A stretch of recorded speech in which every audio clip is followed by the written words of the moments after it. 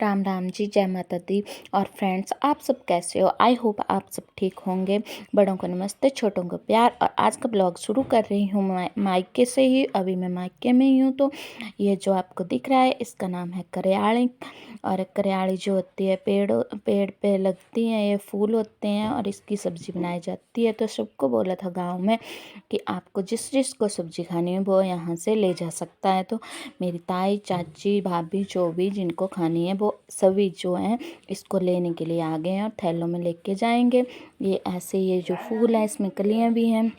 और इसको साफ़ करके फिर बॉईल करने के बाद तड़का लगाएंगे और फिर बहुत टेस्टी सब्ज़ी बनती है। हिमाचल में ये बहुत मतलब सभी लोग पसंद करते हैं हिमाचल में। जी कमेंट करके दसना कि किन्नी किन्नी जो है कराली की सब्ज़ी खाती हो। जिन्हें जिन्हें खाती होंगी उसको पता होना कि कराली की सब्ज़ी कितनी स्वाद होंगी है। देखा अगे मम्मी जी साफ़ करा ते कराली तो साफ़ करने के बाद इयां साफ़ कर लैनी है, फिर बॉयल कर लैनी है जी। तो उसके बाद तड़का लगा लेना, कन्नै सब्जी तैयार हो जाती। जियां आम सब्जी तड़का लगाते उइयां ही कराली जो भी लगाते हैं। तो उसके बाद हमें भेज दिया माँ ने पड़ोसी के घर जो है सोनू, और वो लगती है मेरी चाची। तो ये मेरा बेटा खेल रहा है डॉगी से। उनके घर में है छोटा सा डॉगी है, इसका नाम है टाइगर।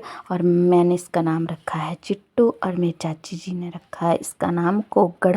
ये तो सच में गोगड़ है। देखो मेरी चप्पल उठा के लेके जाएगा अब, और अपनी माँ के पास लेके जा रहा है कि वहाँ पे मैं सेफ रहूँगा। तो ये देखो पहुँच गया अपनी माँ के पास। तो इसके बाद ये चप्पल ही नहीं दे रहा था, और बड़ी मुश्किल से चाची जी ने मेरी चप्पल को इससे लिया और फिर ये लगा शरारतें करने अपनी माँ से।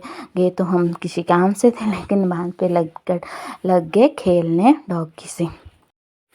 और इसके बाद हम चले गए घास लेने। तो तूफ़ान और बारिश की वजह से देखिए खेतों का हो गया बुरा हाल। और रास्ते में थे बहुत आम के पेड़, उन पे आ गया है कुर। ये देखिए, आप देख सकते हैं कि कितना ज़्यादा कुर आया हुआ है ना आम के पेड़ों पे। और उसके बाद हम घास लेने के बाद पहुंच गए गोद में। और गोद में ये है गौरी। ये बहुत अच्छी शरीफ बच्ची है। ये गाय है हमारी, गौरी नाम है इसका। और इसके साइड में जो है ये छोटू है, और छोटू की मम्मी है जो हमारी भैंस है। ये इसका एक कट्टू है, और इसका नाम कुछ नहीं रखा है, इसे हम कट्टू जी बोलते हैं। ये देखिए है तो ये भी बहुत शरीफ सा छोटा सा और चिट्टा। इसका जो माथा है, इसका माथा जो सफ़ेद है। और गौरी सबसे शरीफ है, ये किसी को कुछ नहीं बोलती है ना मारती है। पर ये जो छोटू है ये बहुत ज़्यादा मारती है मेरे को। और इसके बाद जब मैं घर वापस आई तो देखा कालू मेरा वेट कर रहा है, इसको खाना खाना था तो मैंने इसको खाना दे दिया। और खाना खिलाने के बाद थोड़ी देर बाद आ गई मानो। और मानो को तो खाना खाने बिना जाना ही नहीं होता है। और पिछले 4 सालों से ये लगातार जब भी मैं अपने मायके में आती हूँ तो मुझसे मिलने आ जाती है ये। और ये मेरे से खाना लिए बिना नहीं जाती है।